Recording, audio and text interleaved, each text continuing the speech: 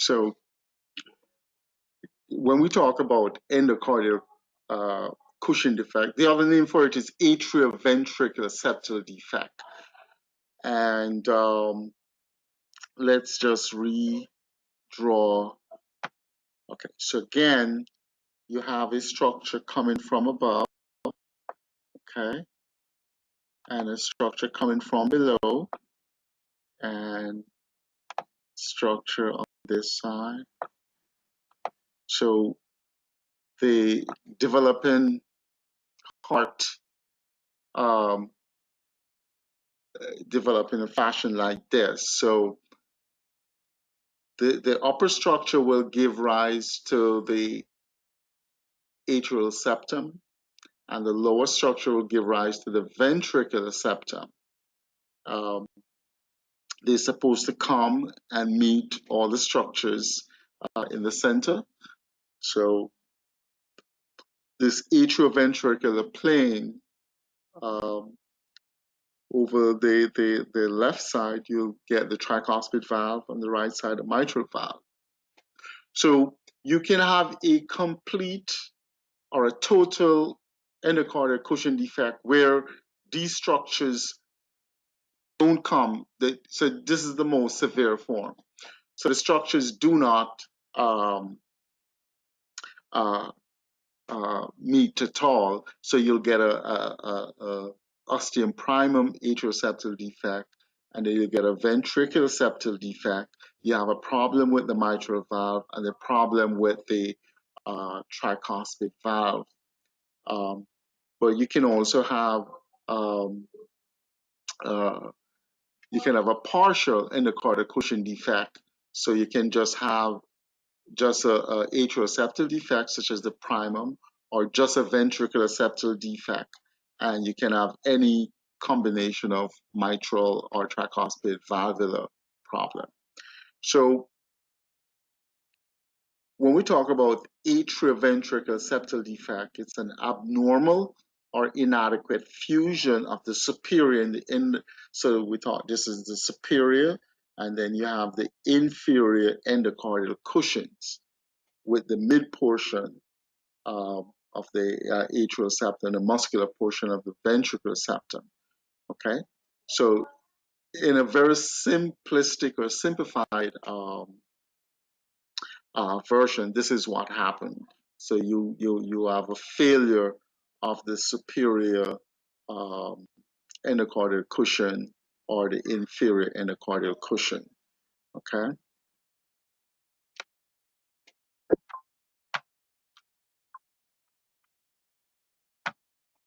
So when you see the term endocardial cushion defect, it's not anything that's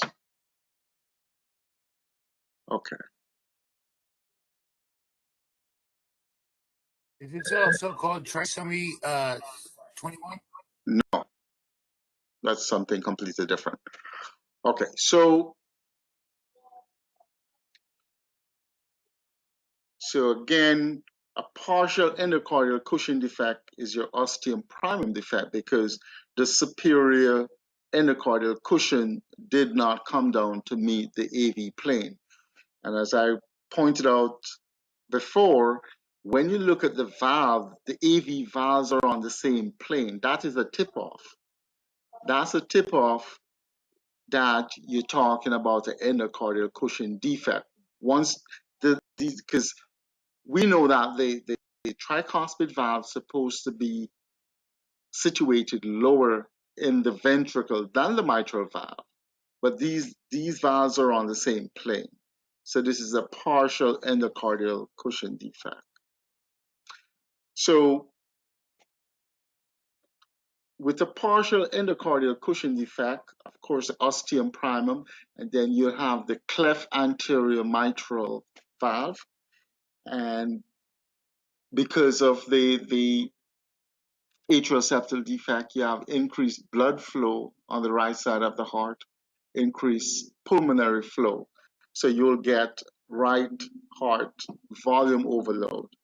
So remember what we said. With atrial septal defect, the right side of the heart you get a volume overload situation. Okay. Now, with the complete atrioventricular septal defect or endocardial cushion defect, you're going to have your ASD because the superior endocardial cushion did not come down. So you have an ASD, which is the ostium primum, and then you get a VSD because the inferior endocardial cushion didn't go up. So you have a VSD right there. And then you have a common AV valve. So this valve is just one valve, okay? So you're going to get mitral and you're going to get tricuspid regurgitation. So you get a common AV valve. So this is a more severe form of your endocardial cushion defect. And you'll get a lot of blood flow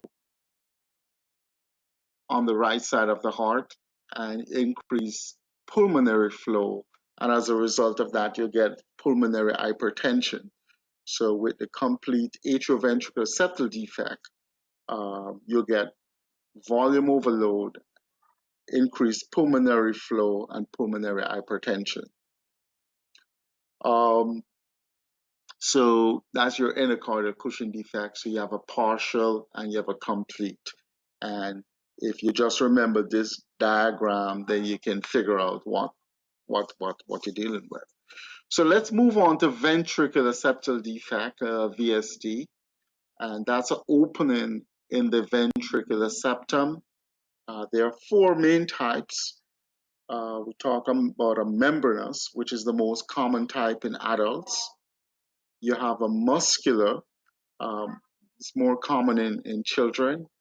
You have a complete AV septal defect, which is relatively uncommon.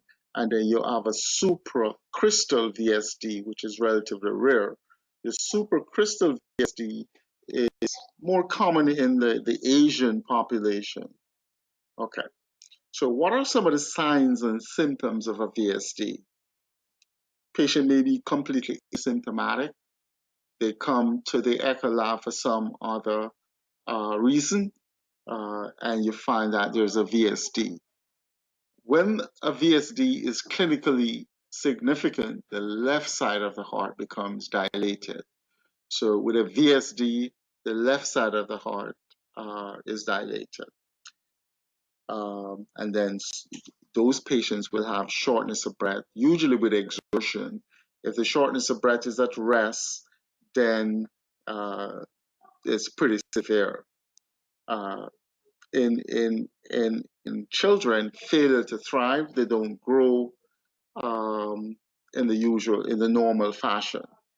And the VSD is going to give you an olosystolic murmur along the lower left sternal border or lower left sternal edge, and you get a palpable thrill. So when you put your hand on the patient's chest, you feel like there's a ripple on your fingers, and that's what we call a thrill. So palpable thrill. We use our two-dimensional echo, color flow, and C doubler to make the diagnosis.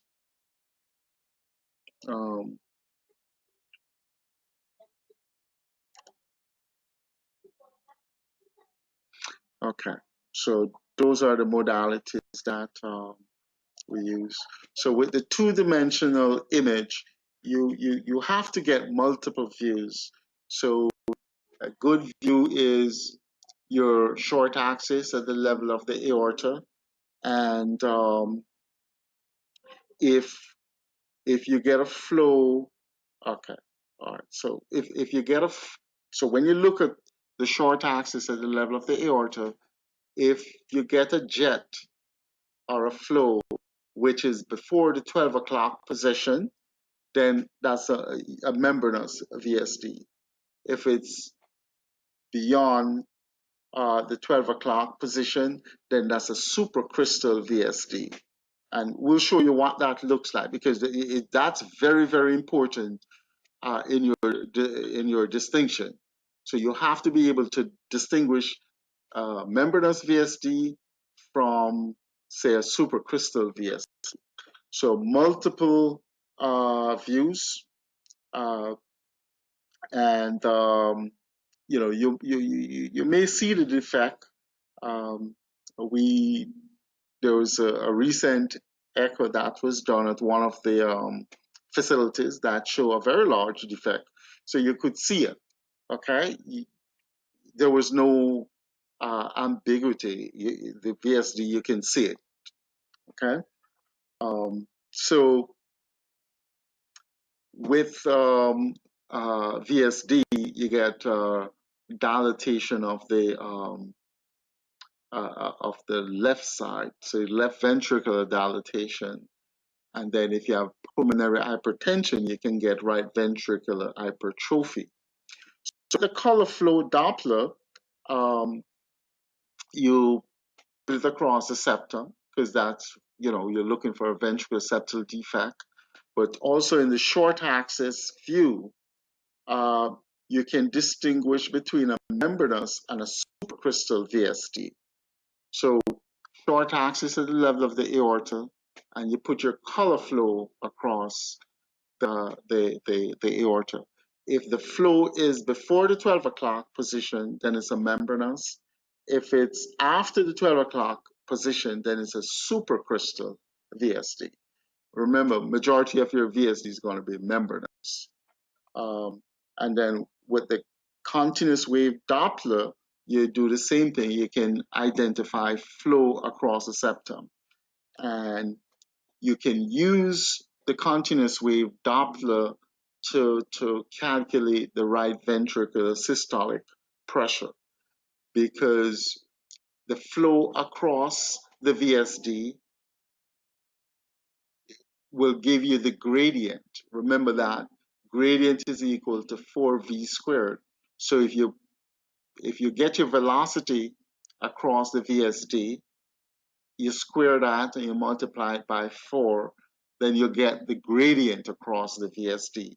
The gradient across the VSD is the pressure difference between the left ventricular systolic pressure and the right ventricular systolic pressure. So left ventricular systolic pressure minus the right ventricular systolic pressure is going to give you the gradient. And again, the gradient is equal to 4v squared.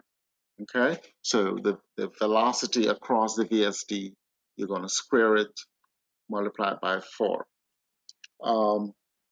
You can also look at the shunt flow.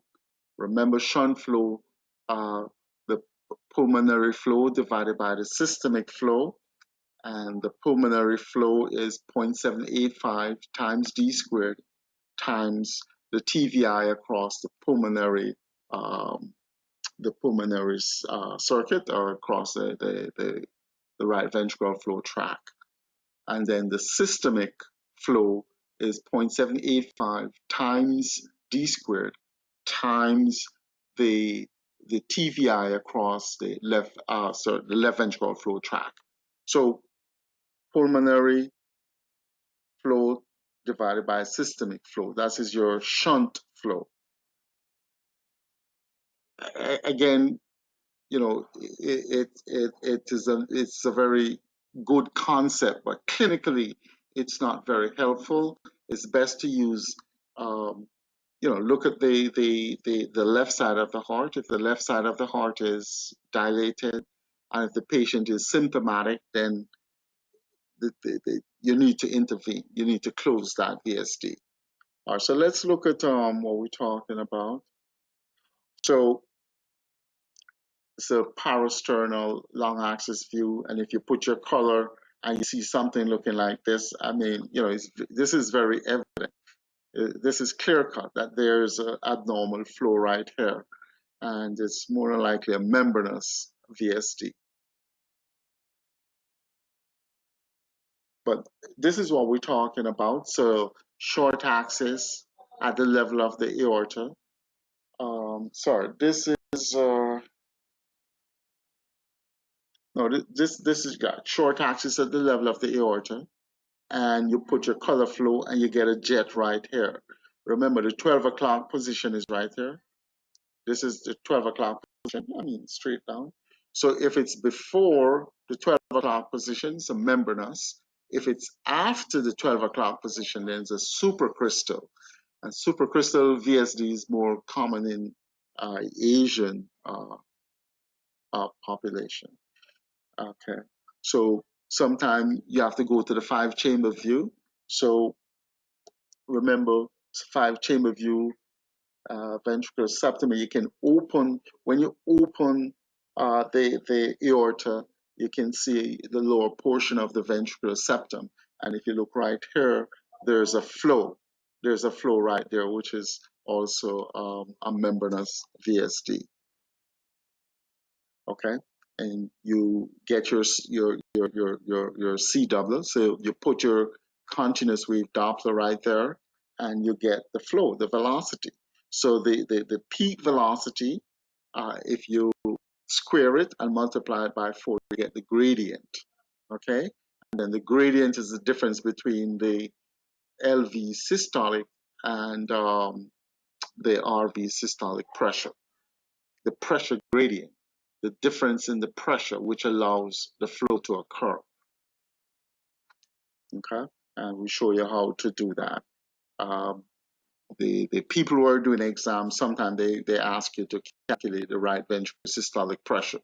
So they'll give you the peak velocity across the VSD, the LV systolic pressure. Remember, the LV systolic pressure is usually the systolic blood pressure. It's usually the systolic blood pressure, unless there's an obstruction at the left ventricular flow tract. So they'll give you the blood pressure. They're not going to tell you, that the systolic blood pressure is the same thing as the LV systolic pressure. They're not going to tell you that. They assume that you know that, and then they'll ask you to calculate right ventricular systolic pressure. Okay. All right. So, okay, let's look at anomalous pulmonary venous return. So that's VSD. The important pointers in VSD is the membranous VSD is the most common one. You have to do the color flow Doppler across a short axis at the level of the aorta, and that will right away distinguish the type of VSD you're talking about. Is this a membranous or a supercritical? You know how to calculate the gradient for V squared, and then you can get the right ventricular systolic pressure. You have to know how to do that. Again, VSD is going to cause dilatation of the LV, left ventricle. Okay, so if the left ventricle starts to dilate, that's a bad sign.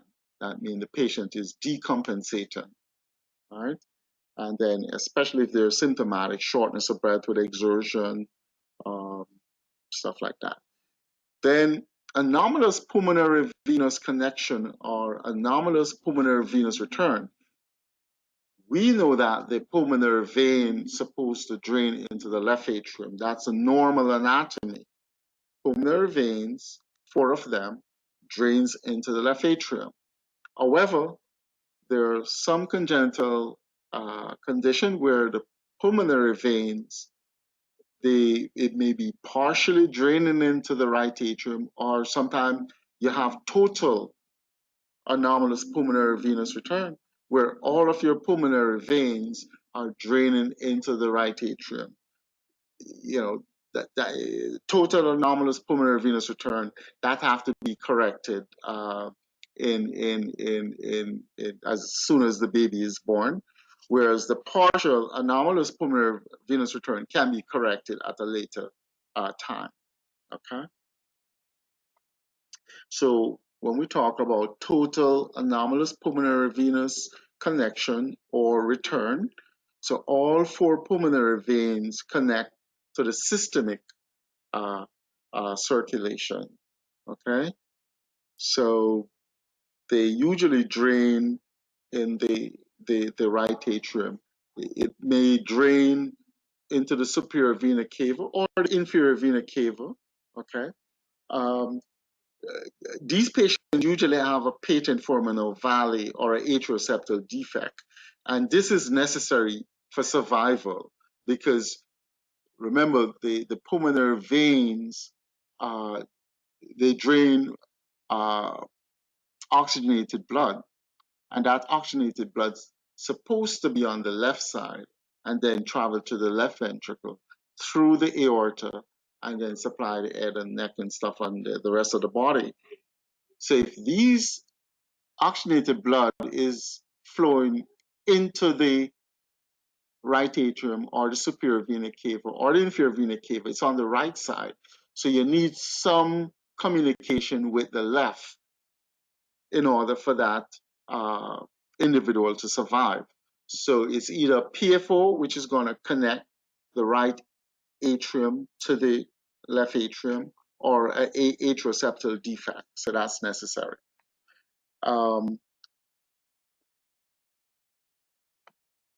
in 50% of cases, we talk about a supracardic, that is the pulmonary veins. They drain either into the innominate or the superior vena cava. So they drain in the upper portion of the right atrium, usually in the superior vena cava or the innominate vein. Uh, and then 20% of your total anomalous pulmonary venous connection is cardiac.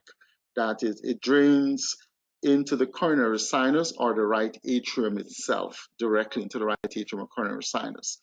And then it can be infradiaphragmatic, another 20%, where the pulmonary veins drain either into the portal vein, which is in the liver, or the hepatic veins, also in the liver, and then 10% mix. Okay, and then we have the partial anomalous pulmonary venous connection. Some pulmonary veins connect to the systemic, but not all. So you might have one or two in the superior vena cava or the right atrium. You might see this syndrome, scimitar syndrome. That's when the pulmonary veins get into the inferior vena cava. It's called scimitar syndrome. But it can also drain into the coronary sinus. So one of the things when we do, especially when we're looking for congenital problems and you do a transesophageal echo, you have to try and identify all four pulmonary veins. You have to show that these pulmonary veins are draining into the left atrium. So the apical four-chamber view, you see a transthoracic now. With the apical four-chamber view, you can see the right and the left lower pulmonary veins. In the subcostal four-chamber, you can see the right upper pulmonary vein. And in the parasternal short axis, you can see the left upper pulmonary vein. Again, if you don't see all four pulmonary veins, you need to do your transesophageal echo if you're looking for anomalous pulmonary venous return.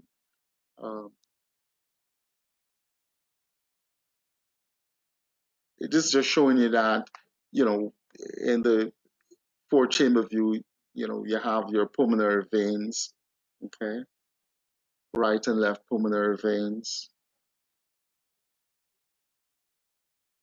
And the subcostal view, you can also identify your pulmonary veins.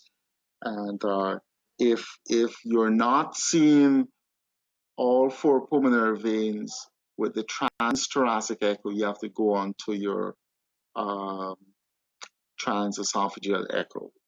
All right, so we're going to stop here, give you some time to go over this, fully understand it, and then we will on next week Tuesday we will do PDA, tetralogy of Fallot, and the others. Okay. Okay.